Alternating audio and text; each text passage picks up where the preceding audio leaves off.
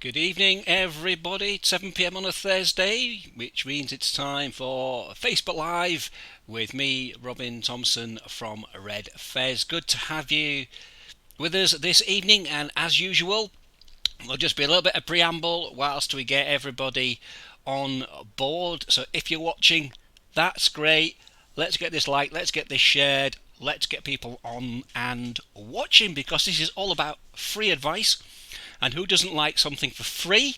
So this is all about trying to solve some of your computer niggles, some of your computer frustrations, because it can be really, really frustrating when things don't work, and we all want our computers to work. So this is an opportunity for you to ask those questions, and for your friends to ask those questions, and for us all to feel a little bit happier about using our IT, and for us all to get much more out of them and get better value out of them. So get sharing now. Hope you've all had a good day. I hope the weather's been good wherever you are. It's been great here today, and we've actually got the door open as well, and I've got the fresh air coming in and the sun's outside, and it's a lovely kind of spring evening. It's just a shame that at the moment we can't just kind of get in the car and just go out there and enjoy it more. Well, we can a little bit more than we could this time last week, to be honest, but who wouldn't kind of want to be sat in a beer garden right now with a pint of beer? I think we'd all kind of love that. You'd probably prefer that than listening to me talking away. But anyway, here we are. This is where things are at the moment, and this is what we're doing. So we've got a number of questions tonight. There's a couple that I wanted to look at and a couple of things that I felt I wanted to cover. Plus, we do have a viewer submitted question as well. I've got the chat open, so please do get on there if you can think of a question whilst you are watching. So, where are we? What are we doing? I keep asking that question. Here we go then. So I'm going to go through some of the questions, but I'm going to start, if I can, with a viewer submitted question. And you just give me a second just while I bring this up on my screen here. This has come in via Facebook from Squiller's Dre Creations, and the question goes like this: my headset earphones have stopped working on my PC. The computer won't recognise them as a device. They don't come up as an option to switch to. What could the matter be, and what is the best way to resolve the situation? Rebooting the PC doesn't always work. Okay, I feel for you on this one. Actually, the headset that I'm wearing is a very similar kind of thing. It's got those two plugs that you use, one for the earphones, one for the microphone, as opposed to the USB. And what I'm assuming is that you're plugging them into your PC and you're plugging them into the front panel ports on your PC. And the front panel ports on the PC are always a little bit flaky and unreliable, to be honest. I don't know why, but they just don't always seem to be able to work. You get better results, actually, if you plug them into the rear ports, although it's not always convenient. But that would certainly be an instant fix. If you take them out the front, plug them into the ports on the back, and you should find that it'll connect up just fine. You might have some speakers plugged in, so you might have to unplug some speakers to do that. But that should solve the problem. Now, if you want to make sure that you can use the front ones, one of the issues can be is the auto detection of the front ports. What that is when you plug something in, the computer goes, hey, you've plugged something into the front. And you may have seen it sometimes. You get a message that crops up that says, did you just plug something into the microphone jack, or did you just plug something into the headphone jack? I always find it's best to disable the front panel audio detection, because that seems to be the thing that causes the problem.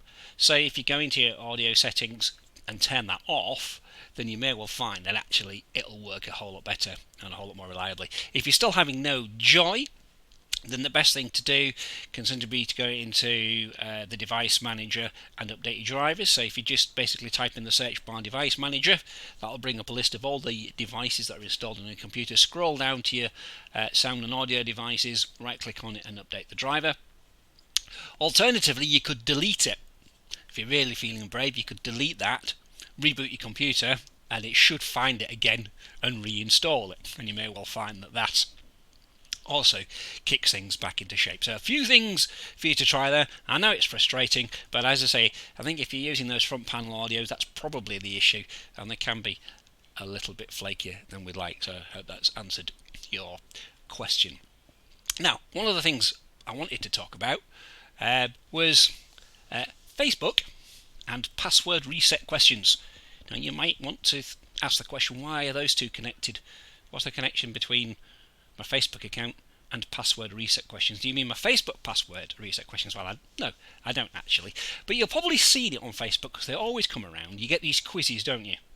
Which might be, what type of Harry Potter character are you? And you answer some questions, which might be, what month you were born in, what was your mother's maiden name and all that kind of stuff. And depending on your answers to those questions, that will dictate which name you select or what number you select on the screen, and you get an answer. We share them, and it's a little bit of fun and all that kind of thing. Now, this is where you've got to really be careful. There was one going around the other day, which was just saying, share the make and model of your first car and post a picture. And it sounds great, doesn't it? Oh yeah, because we all have fond memories of our first car, even if it was an absolute jalopy. Mine was an Austin Metro. It was blooming awful, but it was my first car, so it always has fond memories. Then obviously I did move on to Morris Minors after that, which were even better. So anyway, you get those questions and you want to share the answers. You want to be part of it. The trouble is, right, what was the make and model of your first car is a password reset question for Office 365. Just think about that for a second. Okay, so what was the real purpose for that post being started off in the first place? Yeah, exactly. Is it just a bit of fun?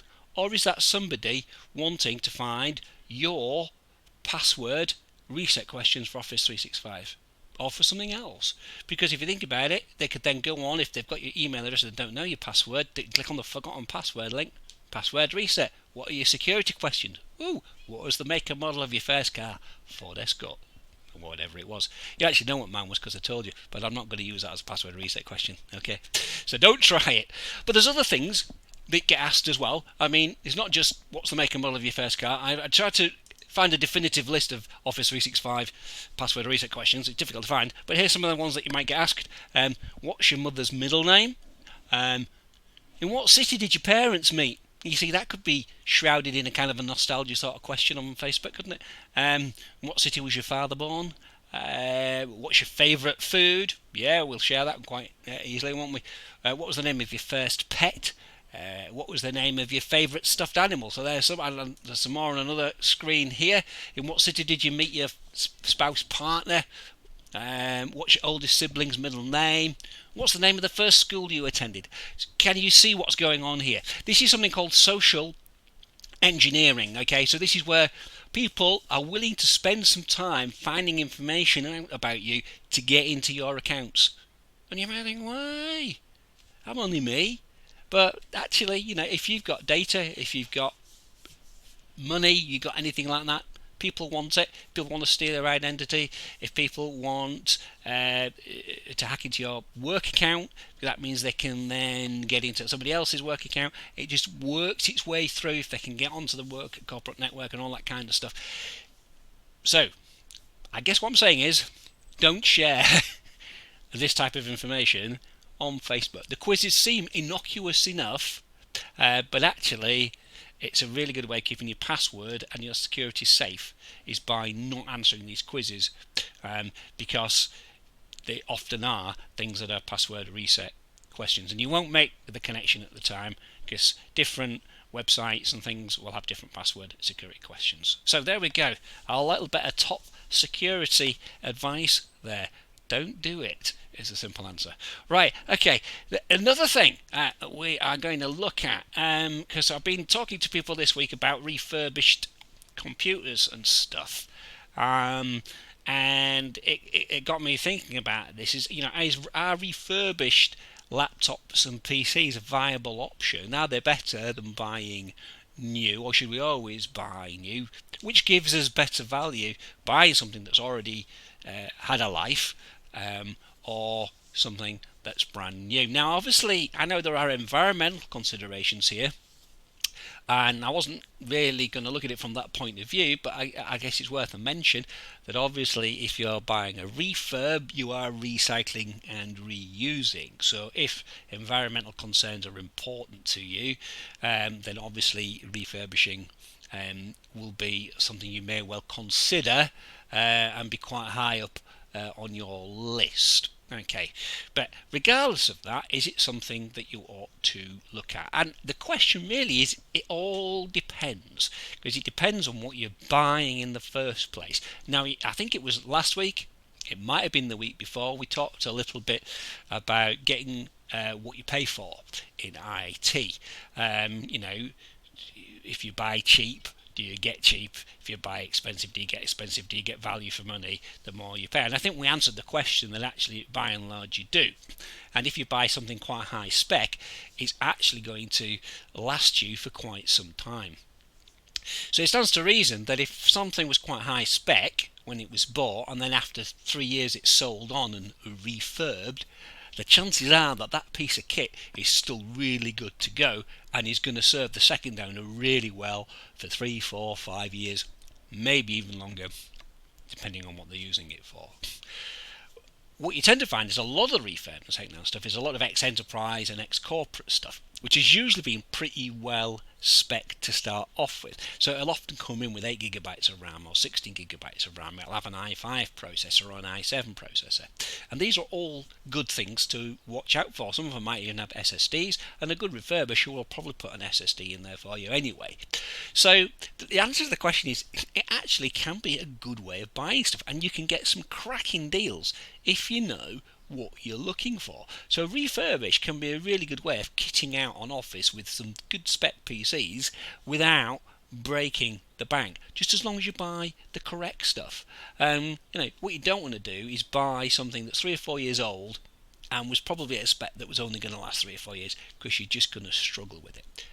But the question is, how do you know? Well, the thing is, don't buy it on a whim, and don't buy it without first speaking to your IT partner or whoever you normally go to for IT advice to check the spec and make sure that it works. As I always say, okay, some things to remember when buying, whether you're buying second-hand or buying new. If you want something that's going to work, that's going to give you less stress, you're going to be happy with, and it's going to last you longer, at least 8GB of RAM, okay? You need a solid-state drive, get at least 256GB, 512 if you can, okay? And as long as you've got a Core i3, i5 or i7 or a Ryzen 3, 5 or 7 processor, you're probably good to go.